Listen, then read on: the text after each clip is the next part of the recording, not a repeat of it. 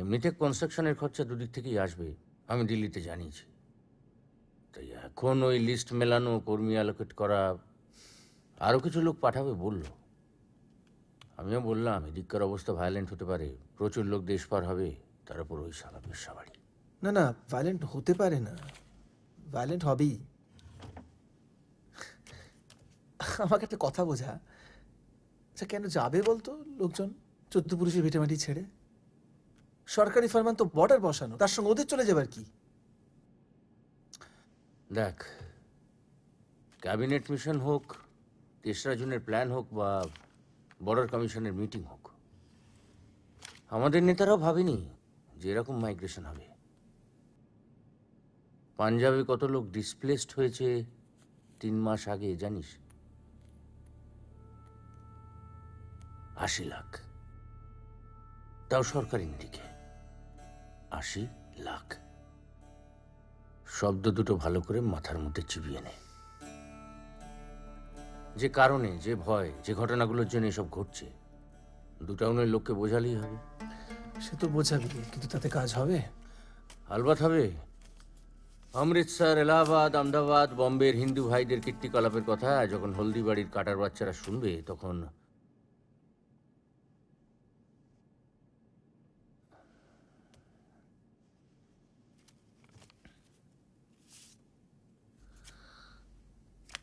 কাটা,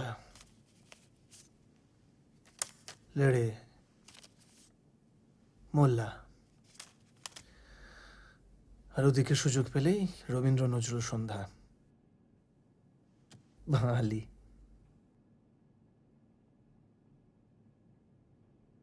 রমেন কাকাকে মনে আছে তোর? ঘোষেদের পাশের বাড়ি, যার মেয়ের প্রেমে পড়েছিলি রে, অঙ্ক পড়াতিস, কুসুম।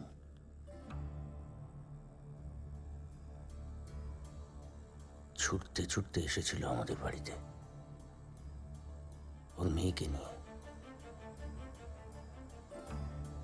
ভয়ে দরজা খুলতে পারিনি, ফালা ফালা করে কেটেছিল।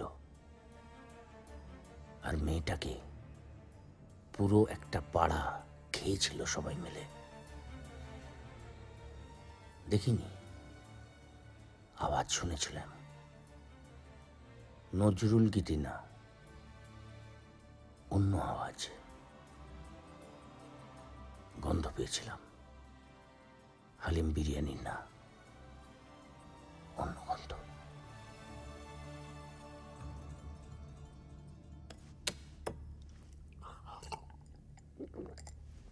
গল্প আমারও কম নেই প্রফুল্ল।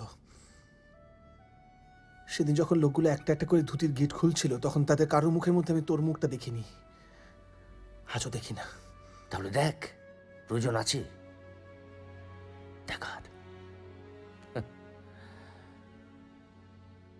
গল্প কম পড়লে বল, ধার দিচ্ছি, কিন্তু ঘেন্নায় থাক, রাগে থাক, নাহলে পারবি না। ঠিক আছে, তাহলে লোককে বোঝাচ্ছি যাতে পারাপার করে, তাতেও কাজ না হলে দাঙ্গা লাগিয়ে দেবো। ওটা লাস্ট অপশন। কারণ পুড়ে যাওয়া, পচে যাওয়া ধর্ষিত দেহ থেকে ধুলো মাখা, মাছি বসা, মুজোলা, উদ্বাস্তুর দেহ অনেক ভালো। People must move.